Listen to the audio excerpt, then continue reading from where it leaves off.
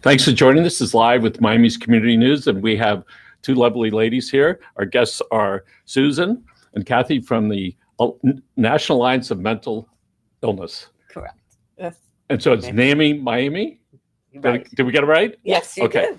So social and emotional and mental health issues are really are at a high level right now, mostly for us because of the pandemic, which has really brought that conversation to the surface. And before we get to that, we want to think about all the people, all the struggle that they went through when we looked at those food lines and people that were unemployed. The kids were home driving their parents crazy, and the parents driving each other crazy, and nowhere to go and no breaks. All right. Mm-hmm. And so we know that led to a lot of emotional problems and ongoing. And I suspect, and you ladies are going to tell us that we ain't seen nothing yet.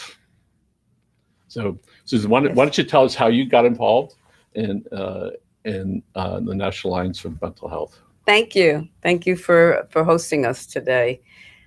I became involved about 10 years ago. Actually, 10 years ago this week, my son, who we had sent to college, had everything going for him, friends, good grades, happy childhood experience, had a serious psychotic break, unbeknownst to us. Now in retrospect that I know what I know, he had been suffering for several years. So we thought it was sowing his oats and that children will be teens. And he had to be hospitalized for almost a month. And when he came out of the hospital, I became quite aware that there were no resources in the community to help him or to help us deal with this massive change in our lives. And I looked, and when you Google mental health, the first thing that comes up was NAMI.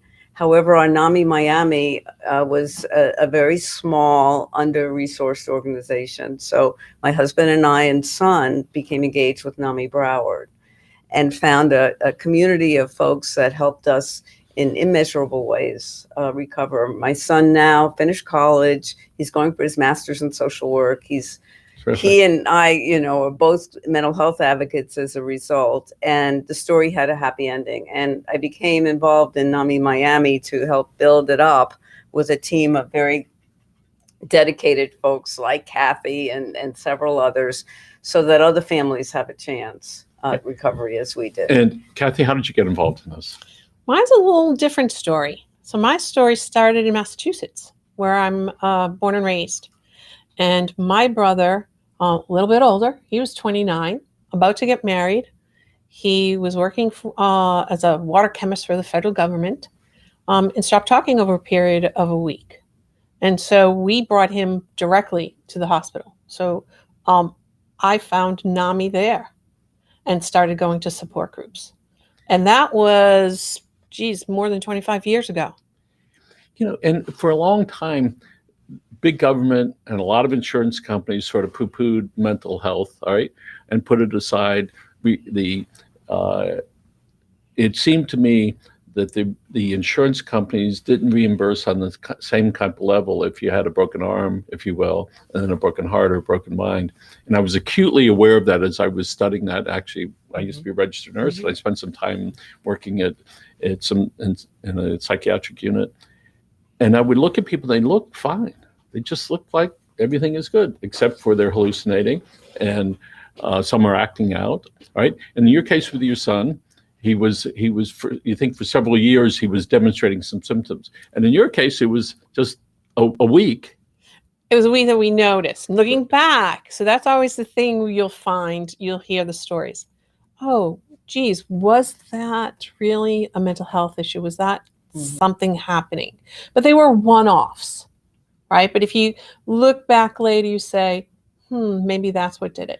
So here you are, and you look back now, and do you say, well, I should have known it. I should have seen it. I could have done this. I should have done that. So what about in your case? I don't look back that way, but what I do feel is that a huge responsibility to arm families, particularly those sending their kids off to college, because 75% of all mental health incidents occur between the ages of 18 and 30. And you talk about psychotic breaks, not people that are just All scared mental, or all mental health Okay. issues. And because it's a transitionary period from, from being at home to being on one's own. so another there's stress, stress. big stress. And so my commitment is to arm families so that they're aware, what are the warning signs, just as we are aware what the warning signs are from, moles that don't look correct or other health issues. And then what do you do if you notice that your loved one is encountering some of these challenges? And Kathy, in your case, you think that it was a relatively short period of time from the time you noticed something. And when you said it was a week and we took him to the hospital, Mm-hmm. why did you think that during that week it was so significant that you would do that rather than sitting and, if you will, talking to him? Because he had a hard time talking. So it was pretty acute. So all of a sudden, I'll say all of a sudden within a week, he stopped being able to carry on his regular course of conversation. And so he's the best sibling in our family. He's the sweetest one. And we used to say, Steve, come on, what's going on? Get with the conversation. When in fact, so that's one thing I look back on and I feel terrible about. And so we said that. But one of the things that I'll say that looking back and what I wish I had done differently was taken NAMI's family to family class. So it's 16 hours right now, but back then it was a number more hours. And I was starting a law practice. So I said, I can't do this. I can't do this. We're leaving it all up to the doctors. And when I moved here to Miami 6 years ago and got involved with NAMI down here, I took family to family 20 years later. And it was amazing. So even 20 years later, NAMI's family to family program made a difference. And we're going to get to NAMI in a second. For the parent, sibling, wife, when they see their spouse, their loved one going through things, sometimes that the patient, if you will, doesn't want to really communicate with that person, and the shutdown begins. Mm-hmm. So, and maybe they're angry at them before, but so what does the family do when you go, Johnny's 20 years old and he's in his room for a day and a half and he's mumbling and he's angry at the world and maybe he's pounding the wall. So what should somebody do when they see that that's happening? In your case, it became a break. And in your case, the symptoms were a little different and over a much shorter period of time. In your case, it seemed to have been over a long period of time, or maybe that's when you saw it because it was going on so long. So mom and dad is home looking, their son, daughter's going to go away to college in September, right? Or in August. What's some of the things they might be, should engage in the conversation to see where the child is at, or the young adult? Learning how to speak constructively to a person, young adult or adult, who's going through that, takes some technique and takes some study. And I would recommend that they engage with our support groups and learn from others who have been in that place. The natural reaction for a parent encountering that for the first time without any education will tend to be anger. Get out of your room, clean up your room, take a shower. Why are you doing that? We've given our whole life to you. And that's the absolute worst thing to do, obviously. And so attending, participating, engaging with us, engaging with a healthcare provider, if not for the individual, for them to be able to learn techniques, a therapist to learn techniques to reach them. And then I would also say, and I believe this with all my heart, given the laws in this country, I would encourage every parent of a high school student to make sure they have a medical and psychiatric power of attorney before their child goes off to college. Because once they turn 18, the whole framework of loco parentis that used to be where the college was really taking the place of the parent has been removed by HIPAA and other regulations. Yes. And if God forbid something happens in college, the parent often could be the last one to find out. And so having a HIPAA release and a medical and psychiatric power of attorney That sounds for a so young foreign. person. That sounds so foreign to a parent that are so proud of their high school graduate. All right, you go, hey, listen, before you go, I need all this because here's what might happen. All right, and I get it. All right, and I tried to get my kids' school records. They were like laughing at me. Yeah, and so I get that. So if we could, let's talk about the services that are provided by the organization and how somebody could access that. Kathy? Sure. So we have a number of programs that we bring down from NAMI National. So remember, we're the Miami-Dade affiliate of the National Alliance on Mental Illness. So there's a large organization in Arlington, Virginia, that we work with who've created programs. So all we have to say is we just go and pick the apple off the tree, and the program comes with a manual. It has training programs. So NAMI National has us send people to Washington, D.C. to be trained. They come back to Florida, Miami, and they train others. So it's a train the trainer program. And so NAMI National has the signature programs, which are family to family, which I mentioned, which are the support groups. Something similar to family is peer to peer. And then we also can create our own programs. So let's look at in those type of programs. We know there's a weightlifting club, there's a running club, there's a walking club. Okay, I'm in the mental health club. All right. So you have the parents to parent. I mean the right parent to parent, where you have this great connection. We experience something like you experienced that, and so there's a massive amount of support in doing that, and you have a lot of happy people that found other people that are experiencing that as well. Absolutely, and you find each other, and you find the facilitators who have already been through it. And we have one going on right now, and as a matter of fact, they have started going to our support groups because of going to family, and they're learning about the brain. And I just heard one story this morning, and the parents had said, this is making it so much clearer. Now I understand it is a brain disorder. Mm-hmm. I've seen it. I've just learned what the brain is doing or not doing. And I understand. So often, and I've been to some doctors recently, and one of the questions, how are you feeling today? Rate yourself from 1 to 10. Mm-hmm. All right. Have you experienced this, and this? And I think sometimes say, do you feel suicidal? Yes. Right. All those things, there must be a big payoff in that. All right. For the medical arena to have that conversation with somebody. Because sometimes people that are suffering don't want to tell their family. They might, if we're lucky, tell their doctor. Mm-hmm. Maybe. All right. So I think that it's wonderful that's made its way up. Mm-hmm. Right. And I have a friend who's been working in the psychiatric business for 40 years.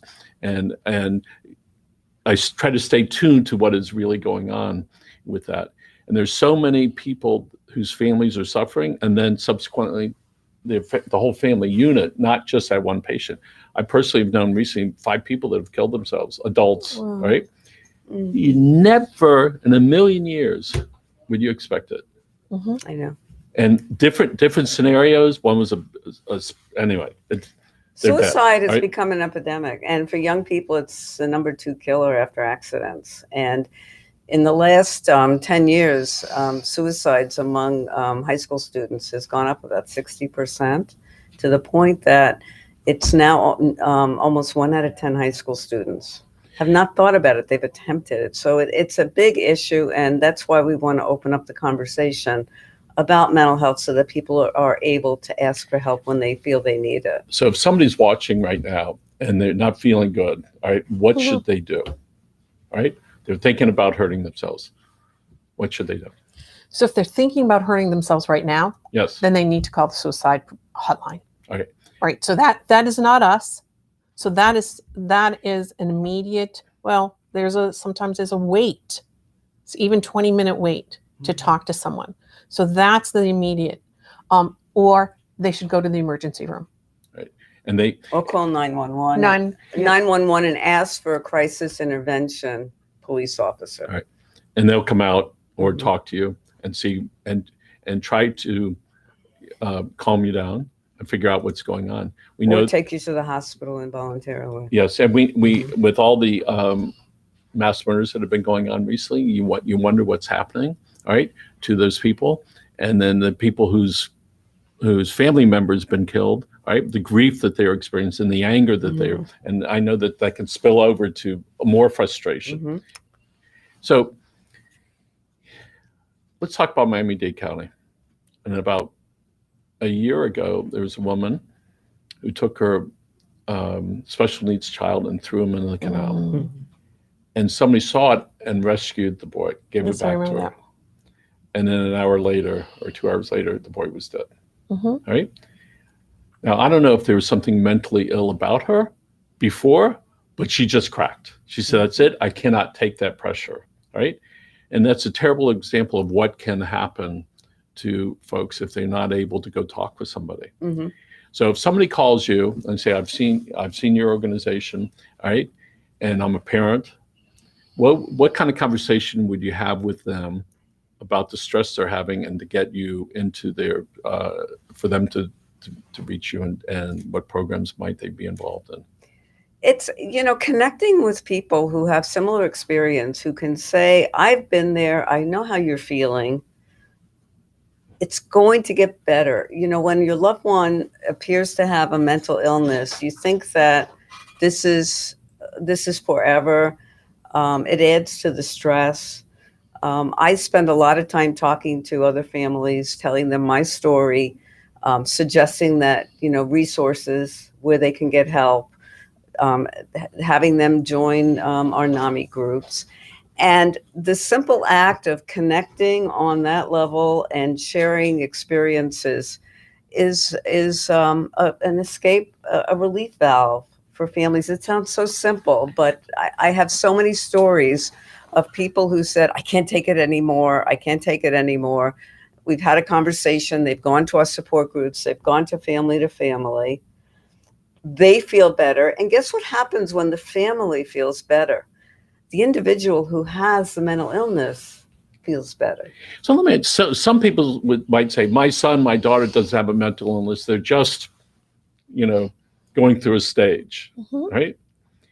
There is a difference between having a psychotic break and a lot of the other things that people go through. But that doesn't make their discomforts any less important to them. Right. All right. So even when we say mental illness, I'm thinking, can't there be some other word there? And agreed. Right? Totally Yes. agreed. And it's just mental unhealth. All right. So it's an interesting thing because words do matter a lot. Yes. They do. When I became a registered nurse, only a small part of the population of nurses were men. Right? It's still not much bigger, but the association of, oh, that's for women, right? That's shifting a lot. But it's 45 years, right? And it's still like, and if they had some other name to it, I say, listen, go to school for 4 years. You're going to be able to get a nice job. You're going to love helping people. And this is going to be great. No, I want to do a manly thing or whatever that goes through people's heads. So if there were some other terms, right, and I don't know what that is, right, because the mental health, okay, it's a harsh term and tough for parents to say, my son, my daughter has mental health issues. Is there some other term that people use in describing, not a psychotic break, but what are some other terms people use generally so that it doesn't shock the family? Is there? So now you might see mental wellness is a term, and the schools are using it. Miami-Dade County tagline, and we're coming out with a T-shirt for all the kids or a number of the kids in the school, and it's mental wellness matters. It's the school's tagline. So words do matter. They Yes, do. they do. And we just had some folks from Animal Services from Miami-Dade County. It used to be called something else. It used to be called Animal Control many years ago. Right. There was 90% success rate of no-kill.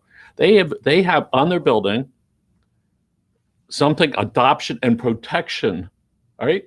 And how soothing and maternal that is. We got 5 minutes left. How soothing that is for people, all right?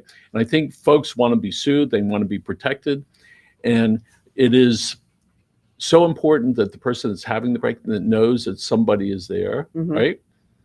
And I know this is will be a lifelong thing for you to be able to help people, right? And when we look at people that are out on the street, and that we think that are mentally ill, and many of them are. Yes. And former Miami-Dade County Mayor Alex Pinellas has been very open about his challenges with his family. Yes. And he spoke at been one a of big our supporter.